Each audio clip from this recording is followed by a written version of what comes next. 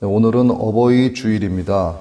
우리가 오늘 두 곳의 본문을 봤는데 에베소서 6장 1절에서 4절 그리고 디모데후서 1장 13절에서 14절의 말씀이죠.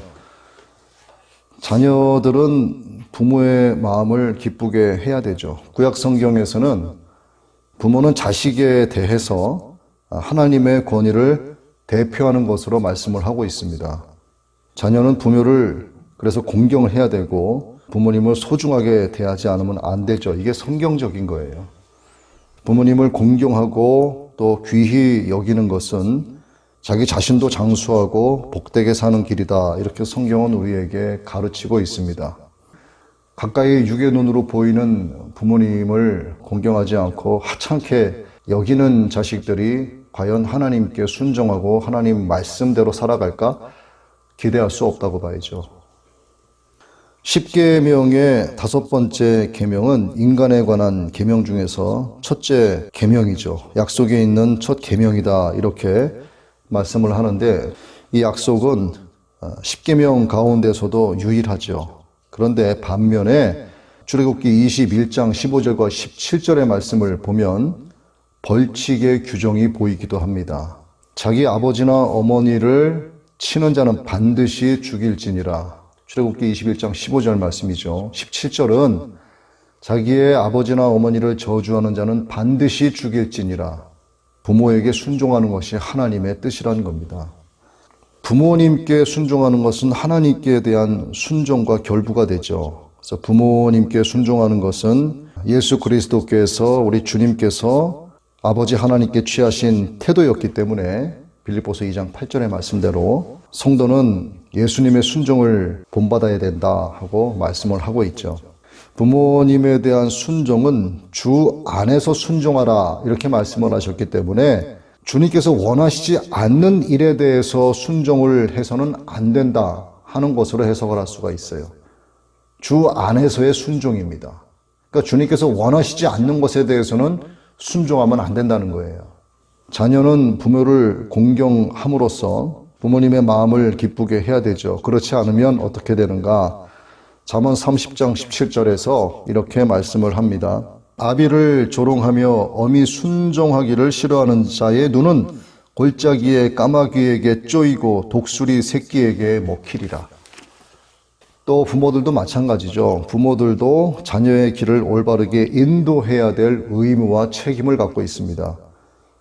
세상은 창조주 여호와 하나님을 아버지로 모시는 하나의 가정 형태라고 볼 수가 있어요.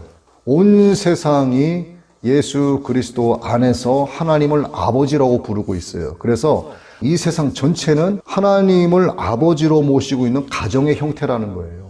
이것을 인격체인 사람에게 가르치는 방법으로 하나님은 가정 제도를 창설하시고 또 이 가족의 관계를 통해서 천국의 가정의 관계를 보여주시기를 원하고 계시는 겁니다. 가족 관계를 통해서 우리는 하나님 나라의 가족 관계를 연습을 하게 되는 거예요. 하나님은 아버지로서 말씀을 통해서 아버지 당신의 뜻을 우리에게 보여주시고 가르쳐주고 계시죠. 때로는 징계를 통해서도 자기의 자녀를 바른 길로 인도해주고 계십니다. 마찬가지로 우리 부모들은 자녀를 하나님의 말씀에 따라서 올바른 길로 인도해야 될 의무와 책임이 따르는 거죠. 하나님은 하나님뿐만 아니라 부모가 바른 길로 자녀들을 인도할 때 또 그들이 순종하면 그것이 성경 말씀을 순종하는 것이 되기 때문에 마태복음 7장 21절에서 아버지의 뜻대로 행하는 자라야 아버지 나라로 갈 수 있다라고 말씀하신 예수님의 말씀처럼 영원한 생명의 복을 허락해 주시는 거죠. 그래서 마땅히 자녀는 부모를 주 안에서 순종하고 공경해야 되는 것이고 또 마땅히 부모도 자기 자녀를 주 안에서 하나님의 뜻을 따라 하나님의 말씀대로 가르치고 인도해야 될 의무와 책임이 따른다는 겁니다. 이것이 성경적인 것이고 하나님께서 원하시는 것이고 마땅히 그래서 성도는 그 말씀에 순종하면서 살아가야 한다는 거죠. 오늘 어버이 주일을 맞이해서 어버이에 관한 10계명 중에 인간관계에 있어서 첫째 되는 계명인 내 부모를 주 안에서 순종하라, 공경하라 하시는 말씀을 전해드렸고, 이제 이어서 디모데후서 1장 13절로 14절의 말씀을 들어가도록 하겠습니다. 디모데후서 1장 13절로 14절, 우리가 아까 같이 읽었죠. 너는 그리스도 예수 안에 있는 믿음과 사랑으로서 내게 들은 바 바른 말을 본받아 지키고 우리 안에 거하시는 성령으로 말미암아 내게 부탁한 아름다운 것을 지키라.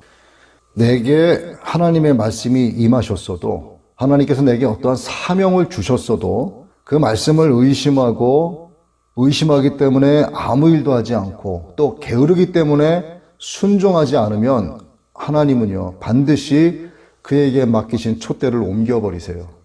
말씀에 순종하려 들지 않고 거부하는 자들에게 있어서 하나님의 말씀은 절대로 그에게서 능력으로 나타나지 않습니다. 그리고 지금 드린 이 말씀은 복음의 여러 가지 명확한 원리 가운데 하나라고 할 수 있어요.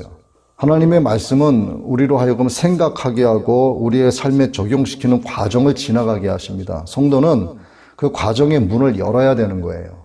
바로 말씀에 대한 순종이 이것을 가리킵니다. 이를 통해서 하나님은 하나님에 대해 귀로 들어 아는 지식을 눈으로 배워서 하나님을 아는 지식으로 바꾸어 주시는 거죠. 그래서 하나님은 우리로 하여금 여러 경로를 통해서 배운 진리의 말씀을 묵상하게도 하시고 또 기도하게 하시면서 응답을 주시고 영광을 받으시는 거예요. 그리고 이어서 우리의 찬양으로 이어지게 하십니다. 이 영성의 프로세스, 이 과정이 어떻게 보면 참 간단해 보일 수 있지만 알고 보면 이게 만만치 않은 과정이에요. 특히 묵상은 하나님의 능력과 은혜를 분명하게 이해하도록 스스로를 설득하는 거룩한 사고활동이다, 이렇게 말씀드릴 수 있습니다. 이것을 우리가 흔히 알고 있는 큐티라고 할 수 있는 거죠. 그래서 큐티는 매우 중요한 겁니다. 이를 통해서 하나님을 아는 지식이 자라게 된다, 이렇게 정의 내릴 수 있을 정도예요. 하나님을 아는 지식은 우리를 만드시고 우리에게 생명을 주신 창조주께로 돌아가는 복음의 방향성이라고 할 수가 있습니다. 내가 가는 길이 올바른 길인지 그릇된 길인지 죽음의 길인지 생명의 길인지 그 방향성을 바로잡지 않으면 부지런히 가긴 가는데 가서 보니까 생명의 멸류관이 없는 그런 경우가 왜 없지 않겠냐 하는 거죠. 그리고 구원과 영원한 생명은 바로 복음의 본질이라고 할 수가 있습니다. 그리고 이 방향성을 가진 이 복음의 본질이 바로 기독교의 핵심이다, 이렇게 말할 수 있는 거죠. 이것을 아는 성도는 어떤 경우라도 기독교를 우리의 육신이 아플 때 먹는 어떤 효과 좋은 감기약, 알약 그런 따위의 수준으로 절대 치부하지 않죠. 몸이 아파서 괴로울 때 물과 함께 삼키는 알약의 효능 정도만을 생각을 하면서 나를 아시는 하나님께서 알약처럼 알아서 행하실 것이다, 이런 건 그릇된 믿음이죠. 이런 믿음을 가지고 복음을 평가절하하는 경우도 상당히 많습니다. 성도라고 하면 십자가 복음이 성령님의 조명하심으로 말미암아 이 지성으로 깨닫는 진리다 하는 것을 알아야 돼요. 그리고 기독교는 이해를 요구하고 있고 그 이해를 바탕으로 말씀에 순종하게 하려 하신다 하는 것도 알고 있어야 됩니다. 그렇게 될 때 구하지 않았음에도 자동적으로 이루어지는 것이 기독교에서 말하는 십자가 복음이 아니다 하는 것을 알게 되는 거예요. 하나님은 구하는 자에게 주시지 구하지 않는 자에게 주시지 않아요. 물론 하나님의 뜻을 이루시기 위해서 강권적으로 역사하실 때도 있죠. 그것만을 바라고 나는 구하지 않아도 나에게 알아서 역사하실 하나님을 기대한다? 그건 올바른 믿음이라고 볼 수가 없습니다. 구원의 은혜는 우리 목사님 지지난주에 말씀 주셨지만 구원의 은혜는 우리는 수동적으로 받을 수밖에 없어요. 피조물이기 때문에. 그러나 구원의 은혜를 아멘으로 받은 자는 능동적으로 순종하는 삶을 살아가야 돼요. 복음의 길을 능동적으로 걸어가야지 끌려가서는 안 되는 거거든요. 복음에 관한 또 하나의 근본 원리가 있는데 하나님의 말씀, 그 진리를 믿지 않으면 우리에게 주시는 하나님의 어떤 사랑도 위로, 위안, 긍휼의 은혜도 임하지 않는다는 겁니다. 하나님께서 우리에게 주시는 최종적인 것은 구원의 은혜죠. 우리가 구원의 은혜, 영원한 생명을 놓고 소망을 삼고 가고 있지 않습니까? 우리가 살면서 필요로 하는 위로, 위안, 용기, 또 뭐 먹고 마시고 하는 것들은요, 부산물에 지나지 않습니다. 그리고 하나님께서는 이러한 부산물들을 책임지시고 우리에게 주셔야만 한다라고 하는 어떤 하등의 이유도 없어요. 그러나 예배당의 문턱을 넘나드는 그런 교인들 가운데 상당수는요, 이런 부산물들로 인해서 자주 걸려 넘어지고 또 걸려 넘어진 그들에 또 걸려 넘어지는 경우가 많습니다. 자꾸 시험에 드는 거죠. 난관에 봉착하고 실패자들의 무리 속에 던져지고 또 사랑하는 가족을 불의의 사고로 잃게 되기도 하고 어떤 한 번의 실수로 인해서 사람들의 내게서 등을 돌리고 삶의 터전이 무너져 내려서 더 이상 어찌할 바도 모르겠는 그런 상황 등에 처하게 되는 경우가 세상 거의 모든 사람들에게 여러 모양으로 다양하게 나타나지 않습니까? 그럴 때 믿지 않는 사람들은 고사하고 대다수의 교인은 교회가 나를 돕지 않을까? 목사님에게 말하면 그래도 나를 좀 도와는 주겠지. 하나님께서 내가 구하지 않아도 나를 좀 도와주시겠지. 다 아시는 분이시니까. 이렇게 생각을 하는 사람들이 많다는 거예요. 하지만 누군가 이런 상황에 처하게 됐을 때 반드시 교회가 도와야 한다 하는 의무가 없다는 걸 분명히 말씀을 드립니다. 이 문제를 하나님께서 반드시 해결해 주셔야 된다는 이유도 없어요. 정말 원하면 간구해야 되고 기도해야 되는 거예요. 나는 하지 않으면서 수동적으로 뭔가를 알아서 해주고 받기만을 기다린다? 이게 과연 성경적이고 이게 과연 하나님의 뜻에 합당한가? 절대 그렇지 않습니다. 도움을 원하는 사람 입장에서는 이러한 부산물들을 기독교의 의무와 책임으로 여기는 경우가 많습니다. 그래서 자신이 원하는 수준의 도움이 오지 않으면 서운해하고 시험에 빠져요. 이렇게 시험에 들게 되면 결국 최종적인 화살은 욥의 아내처럼 하나님을 향한 원망으로 이어지게 됩니다. 그리고 말하죠. 하나님이 어디 있어? 하나님이 계신다면 내게 이럴 수 없겠지. 우린 행복에 반대되는 상황에 처하게 될 때 더더욱 하나님 아버지께로 가까이 나가야 됩니다. 고난을 대하는 우리의 자세를 아버지로서의 하나님은 보고 계시거든요. 이에 대해서 우리가 마음에 새겨야 할 구절이 있습니다. 바로 디모데후서 1장 12절인데 이로 말미암아 내가 또 이 고난을 받되 부끄러워하지 아니함은 내가 믿는 자를 내가 알고 또한 내가 의탁한 것을 그날까지 그가 능히 지키실 줄을 확신함이라. 사도 바울이 얼마나 많은 매를 맞고 고난을 당하고 감옥에 갇히고 결국 순교하지 않았습니까? 그럼에도 불구하고 디모데에게 이야기하고 있는 거예요. 너는 그리스도 예수 안에 있는 믿음과 사랑으로서 내게 들은 바 바른 말을 본받아 지켜라. 우리 안에 거하시는 성령으로 말미암아 내게 부탁한 아름다운 것을 지키라. 자신이 감옥에 갇혔음에도 불구하고 디모데에게 이런 복음의 가르침을 전수해 주고 있는 거죠. 자신이 누리고 있는 하나님의 위로하심과 위안의 근거는 오직 복음, 믿음, 은혜에서 비롯된다는 거죠. 십자가 복음을 떠나서는 어떠한 위로도 어떠한 위안도 없다 하고 디모데에게 가르쳐주고 있습니다. 이런 진리에서 비롯된 위로와 위안만이 믿음의 중심으로 다시 돌아오게 한다 하는 것을 제자 디모데에게 바울이 가르쳐주고 있어요.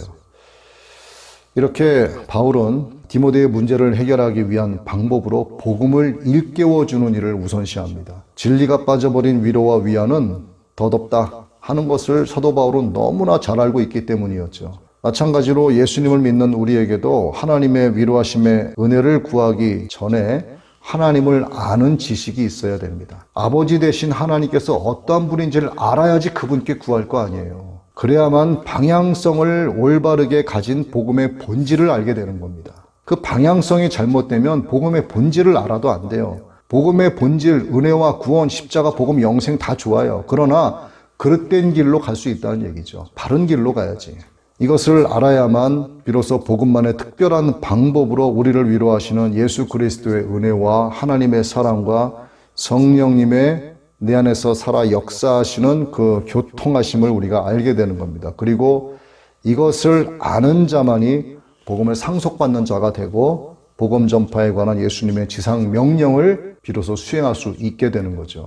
이 프로세스는 매우 중요해요. 이걸 알아야만 8단계의 믿음의 성장이 이루어지는 겁니다. 8단계를 지나야만 성령의 열매 맺는 성도로서 살아갈 수가 있는 거예요.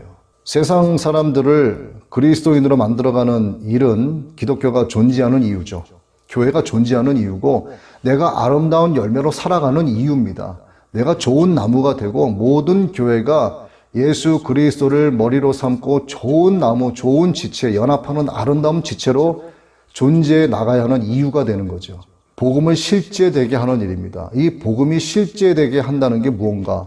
내 영혼이 잘됨 같이 내가 범사에 잘되고 강건하기를 강구하노라 하신 이 삼중 축복을 누리는 것을 말하는 거예요. 이걸 누리기 위해서는 참 믿음과 온전한 믿음을 가진 그리스도인이 먼저 되어야 합니다.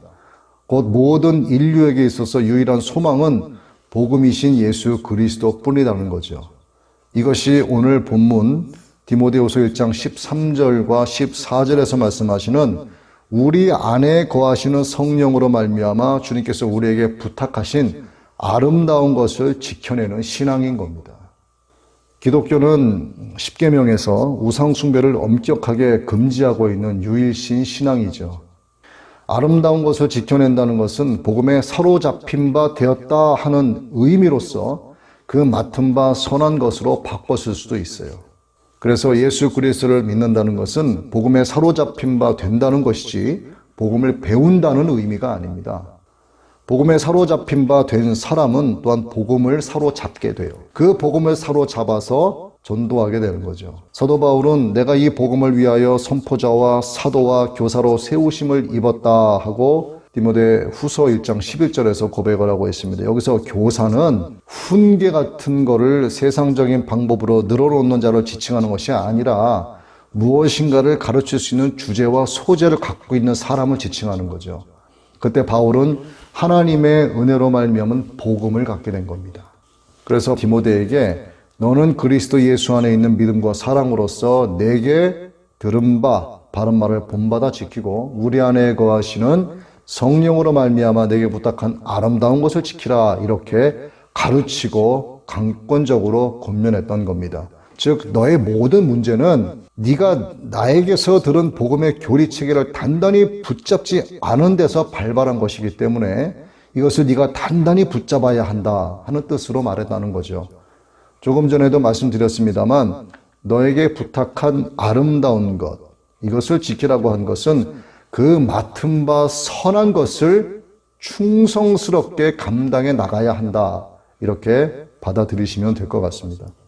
기독교는 이처럼 교리체계입니다. 수많은 진술들이고 또 특정한 가르침이죠. 어떤 명제들로 설명할 수 있는 팩트입니다. 이게 복음이에요. 세상 사람들이 말하는 어떤 허구적이거나 추상적인 픽션이 아닙니다. 따라서 그리스도인은 세상에 대해서 복음은 이것이다, 저것이다, 복음은 그렇다, 그렇지 않다 라고 담대하게 말할 수 있어야 되는 거예요. 복음이 뭔데? 복음이 어떤 건데? 복음이 왜 좋은데? 왜 복음을 믿어야 되는데? 아무런 답변을 하지 못하면 안 되지 않습니까? 그래서 우리도 방향성을 올바르게 갖는 기독교의 본질과 정체성을 지키면서 이를 가르치고 전하는 교사가 되어야 되겠다 하는 사명감을 안고 살아가야 한다는 거죠. 거짓 교사를 분별하고 이단과 그들의 잘못된 가르침을 대조할 수 있을 정도는 돼야 되지 않겠어요? 바로 이것이 어디에서도 누구 앞에서도 그 맡은 바 선한 것을 지켜내는 일입니다. 디모데후서 2장 8절의 말씀, 내가 전한 복음대로 다윗의 씨로 죽은 자 가운데서 다시 살아나신 예수 그리스도를 기억하라. 자, 여기서 내가 전한 복음은 다윗의 씨로 죽은 자 가운데서 다시 살아나신 예수 그리스도를 가리킵니다. 이 구절을 통해서 우리가 알 수 있는 게 있죠. 기독교의 복음이 명제로 진술될 수 있다 하는 것을 이 말씀을 통해서 우리가 알 수 있는 거예요. 이 변함없는 복음이 우리의 삶을 통째로 변화시키고 시간에 대한 관점, 영혼에 대한 관점, 만물에 대한 관점 등을 모두 새롭게 만들어줍니다. 그래서 복음은 이 모든 믿는 자에게 구원을 주시는 하나님의 능력이 되는 거죠. 바울은 사람들의 오해와 악의로 감옥에 갇힙니다. 그러나 자기가 의탁한 것을 능히 지키실 예수 그리스도에 대한 확신이 있었기 때문에 이 고난을 부끄러워하지 않았죠. 이것은 우리와 성정이 같은 한 사람의 복음에 대한 생생한 체험입니다. 따라서 이것을 바울의 복음에 대한 견해로만 치부해서는 안 되는 거죠. 그래서 기독교는 가장 실제적인 것이고 또 인간으로 하여금 모든 것을 넉넉히 이기게 하는 삶의 주된 방식이라고 할 수 있는 겁니다. 즉 바울의 이 생명과 삶에 대한 태도가 복음에서 비롯되었다는 거죠. 우리도 지금 말씀드린 것처럼 이 삶에 대한 태도를 갖게 하는 것이 무엇인지를 발견할 수 있어야 됩니다. 지금 나의 태도가 돈에서 나온 것인지, 권력과 명예에서 나온 것인지, 세상의 학식과 유명세에서 나온 것인지 한번 돌이켜보고 생각을 해볼 문제라는 거죠. 사도 바울의 고백입니다. 어떤 형편에든지 자족하기를 배웠노라. 비천에 처하거나 풍부에 처하거나 내게 능력 주시는 자 안에서 내가 모든 것을 할 수 있느니라. 내가 사는 것이 그리스도니 죽는 것도 유익함이라. 이상의 고백들은 삶에서 언행을 통해 입체적으로 드러나는 우리의 고백이 되어야 됩니다. 그리고 이 고백들이 그리스도인의 삶의 태도를 갖게 하는 근본이 되어야 한다는 거죠. 모든 믿는 자에게 구원을 주시는 하나님의 능력이 되는 복음은 인간의 기질과 무관하고 또 시대적인 현상과도 무관합니다. 특정 부류의 전유물도 아니고 종교적 성향과 심리에 좌우되지 않을 뿐만 아니라 단순한 위로와 메시지에 국한되지도 않아요. 복음이 선포되는 예배당도 어떤 영양제 정도나 나눠주는 그런 동네 보건소쯤으로 생각해서는 안 됩니다. 복음은 예수 그리스도를 믿고 그의 이름을 힘입어 하나님께로 나오는 모든 사람을 위한 참 소망이고 영원한 생명을 주는 유일무이한 진리죠. 창조주 하나님과 예수 그리스도의 죽음과 부활, 육신의 죽음과 심판, 영생과 영벌에 관한 특정한 교리를 갖고 있는 것은 오직 기독교밖에 없어요. 바울은 이 특정한 교리들을 그의 서신을 통해서 수신자들에게 가르쳤습니다. 그의 전도 여행지에서 가르쳤고 또 회당과 장터에서도 가르쳤고 날마다 변론하면서 가르쳤어요. 에피쿠로스의 스토아 철학자들 또 그들과 쟁론하면서 가르쳤고 우상 숭배가 너무나도 난무했었던 아덴에서 가르쳤습니다. 복음은 명확한 교리이자 진리의 총체 또 모든 바른 말의 본이었기 때문에 사도 바울은 당당하게 자신있게 진리였기 때문에 가르칠 수 있었던 거죠. 그러면 우리도 마땅히 그렇게 살 수 있어야 된다는 거죠. 우리의 복음이잖아요. 나의 복음이지 않습니까? 사도 바울만 교사가 아니라 나도 복음을 가르치는 교사로서 살아갈 수 있어야 된다는 겁니다. 복음을 전하고 가르치게 되면 그 대상들은 분명하게 갈리잖아요. 믿는 자들과 믿지 않는 자들로 나누어지게 됩니다. 구약시대에도 신약시대에도 그랬죠. 광야에서도 그랬고 가나안 정탐 후에도 그랬고 무너진 성벽을 재건하는 일에도 그랬고 예수님께서 오셨을 때도 그랬고 초대교회 때도 그랬고 오늘날도 마찬가지입니다. 교회 안에도 갈라져 있어요. 그렇게 복음은 인류를 두 그룹으로 나누어지게 합니다. 빛의 그룹에는 예수 그리스도의 진리의 복음, 곧 승리의 복음이 있고 어둠의 그룹에는 사단의 거짓된 복음, 곧 실패한 복음이 있는 거죠. 그런데 실패한 복음은 애초에 복음이 아니죠.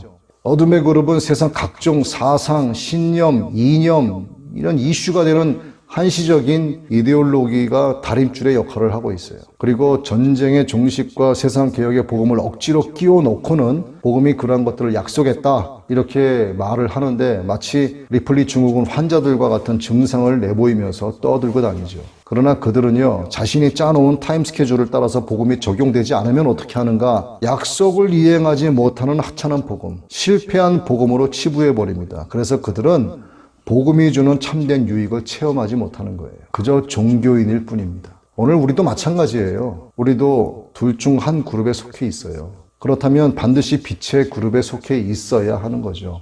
어둠의 그룹에 속해 있다면 복음의 능력 위에 세상의 이데올로기를 올려놓게 되는 거예요. 복음을 세상의 이론으로 잣대질하게 됩니다. 어쩌면 뜨겁지도 차갑지도 않은 미지근한 어떤 교집합 영역에 머물고 있는지도 몰라요. 그래서 자신의 믿음을 수시로 돌이켜보고 점검을 해야 되는 겁니다. 우리는 인간이면서 인간들이 이루어내고 있는 과학의 업적, 이러한 것의 놀라움을 감추지 못해요. 그래서 오늘의 나는 과거에 살았던 그런 사람들과는 차원이 다른 곳에 살고 있다고 생각들을 합니다. 그러나 모든 사람은 먹고 마시고 성을 탐닉하면서 살아가요. 탐욕의 부적행을 육신 안에 다 넣고 살아갑니다. 이것이 만몬에 길들여진 인류의 가장 큰 문제라고 볼 수가 있습니다. 그뿐 아니라 거짓되고 허탄한 과학을 잣대로 삼아서 복음의 비과학성인이 어쩌니 떠들고 다니기도 하고 자기들 마음대로 복음을 평가절하하고 비판합니다. 이게 뭐 같은가? 구구단을 외우기 시작한 아이가 천재 수학자 앞에서 숫자를 논하는 것과 똑같죠.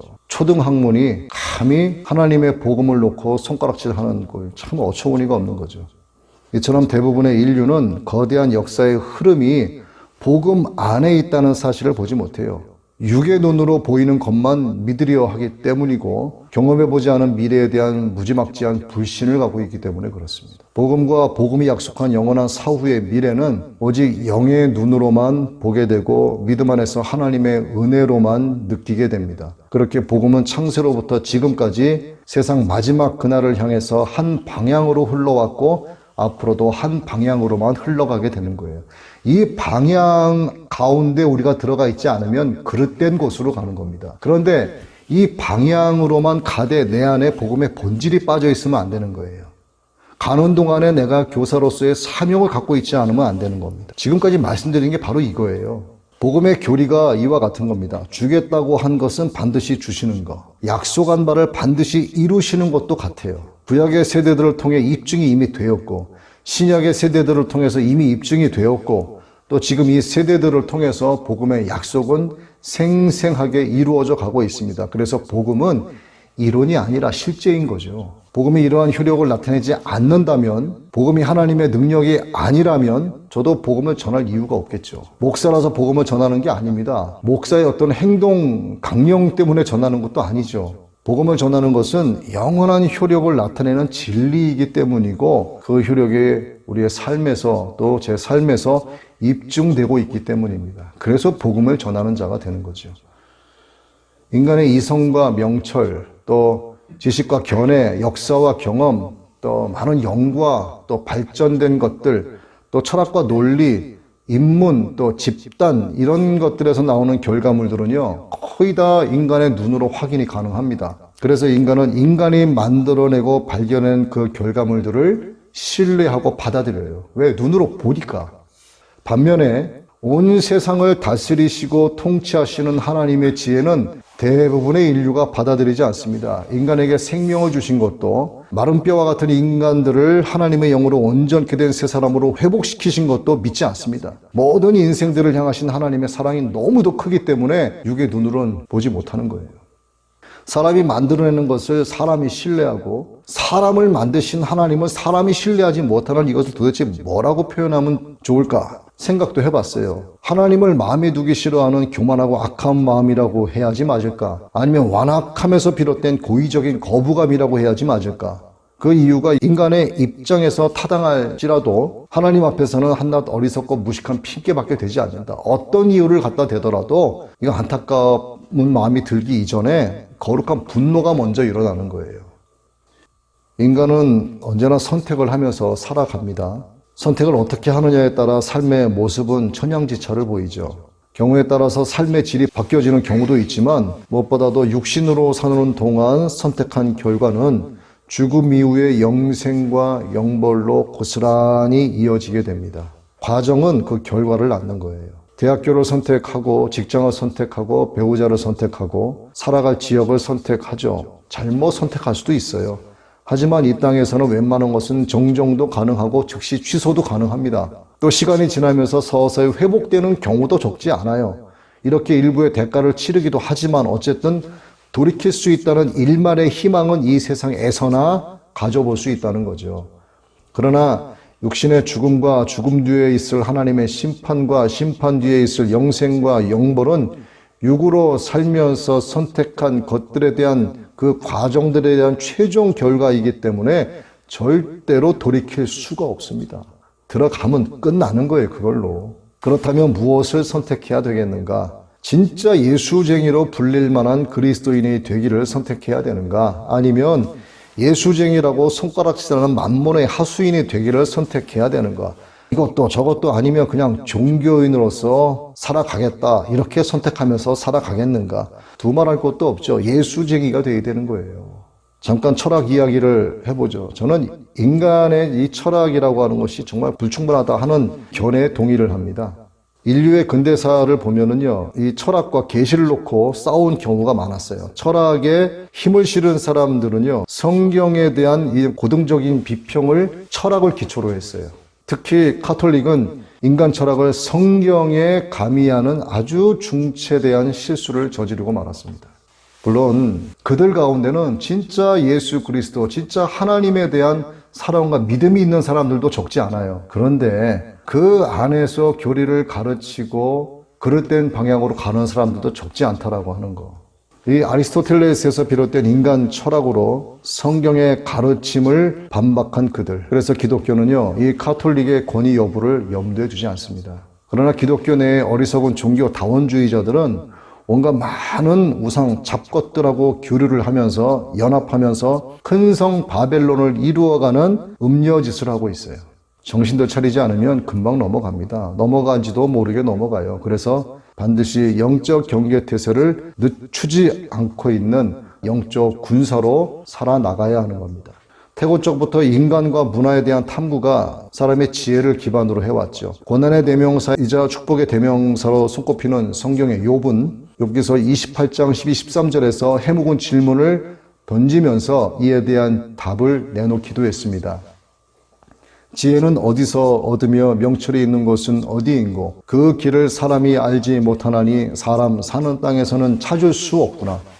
일반적으로 자신의 지적 능력을 조금이라도 사용하는 사람들은 자신의 인생을 생각하고 반추하면서 지혜를 찾습니다. 하지만 세상은 지혜에 주목하지 않았고 영리함에 관심을 기울여 왔어요. 이것도 세상의 선택입니다. 하나님의 뜻에 반하는 세상의 선택이죠.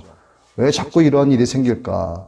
인간의 내면에는요, 합리적인 요소와 비합리적인 요소가 섞여 있어요. 문제는 비합리적인 요소가 합리적인 요소보다 강하다는 데 있습니다. 선이 무엇인지를 알면서도 악을 행하고 다시는 그러지 않겠노라 결심한 뒤에 또 반복을 하죠. 스스로에 대한 수치와 후회감으로 비참해지다가도 이것이 반복이 됩니다. 그럼 어떻게 되겠는가? 죄에 대해서는 무뎌지게 되고 죄딱지가 온몸에 덕지덕지 붙게 됩니다. 죄에 떨어져서 살게 되는 겁니다. 비합리적인 요소를 조종하는 세력이 육신의 욕구와 충동과 직갑이기 때문에 가치 실현을 위한다는 얄팍한 합리성을 명분 삼아서 비합리적인 요소의 목적을 달성하려고 하는 거예요. 결국 어둠의 그룹에 속한 인류 대부분은 비합리적인 요소에게 승리를 안겨다 줍니다. 이게 뭘 말하는가? 사단에게 자진납세하는 거예요. 사도 바울은 이 문제에 대해서 자신의 경험을 로마서 7장 18절로 24절에서 이렇게 말하고 있습니다. 내 속, 곧 내 육신에 선한 것이 거하지 아니하는 줄을 아노니 원함은 내게 있으나 선한을 행하는 것은 없노라. 내가 원하는 바 선은 행하지 아니하고 도리어 원하지 아니하는 바 악을 행하는도다. 만일 내가 원하지 아니하는 그것을 하면 이를 행하는 자는 내가 아니요 내 속에 거하는 죄니라. 그러므로 내가 한 법을 깨달았노니 곧 선을 행하기 원하는 나에게 악이 함께 있는 것이로다. 내 속사람으로는 하나님의 법을 즐거워하되 내 지체 속에서 한 다른 법이 내 마음의 법과 싸워 내 지체 속에 있는 죄의 법으로 나를 사로잡는 것을 보는도다. 오호라 나는 곤고한 사람이로다. 이 사망의 몸에서 누가 나를 건져내랴. 모두가 다 이런 마음을 갖고 있죠. 하나님을 사랑하는 성도들이라면 정말 복음의 본질을 안고 바른 복음의 길을 가고 있는 정말 참믿음과 온전한 믿음의 예수님의 제자된 성도들은 사도 바울과 같은 이런 곤고함을 가지고 있어요. 이걸 알고 있고 느끼고 있습니다. 이걸 느끼지 못하는 건 문제인 거예요. 이제 말씀을 맺겠습니다. 인간에 내재되어 있는 비합리적인 요소는 합리적으로 세워가려고 하는 유토피아를 허물어 버리죠. 진리에서 돌이켜서 허탄한 것을 따르기 때문입니다. 그래서 인간은 모순된 존재입니다. 하지만 인간의 합리적인 이러한 이성은 결코 패배자로 남지 않는다는 사실. 이성은 하나님께서 인간에게 주신 선물이기 때문입니다. 이것은 인간과 동물을 구분짓는 기준이 된다고도 할 수 있어요. 그러나 이성 또한 인생을 살아감에 있어서 가장 중요한 것을 선택하는데 완벽한 도움을 주지는 못합니다. 자기의 사욕을 따를 스승을 엉뚱한 것에 많이 두기 때문이죠.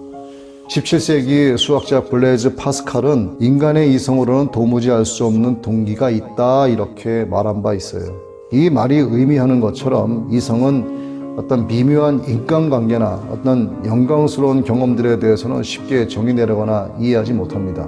예를 들어 완벽한 어떤 지적 체계를 통해서 사물의 모든 이치를 깨달았다고 생각하는 사람이 있다면 그는 실증주의자다 이렇게 말할 수 있겠죠. 그런 그의 눈앞에 정말 형언할 수 없는 아름다운 붉은 노을이 펼쳐졌다. 이렇게 한번 생각을 해보자고요. 그때 그의 마음에는요, 무엇으로도 설명할 수 없는 감동이 일어나게 되는 거예요.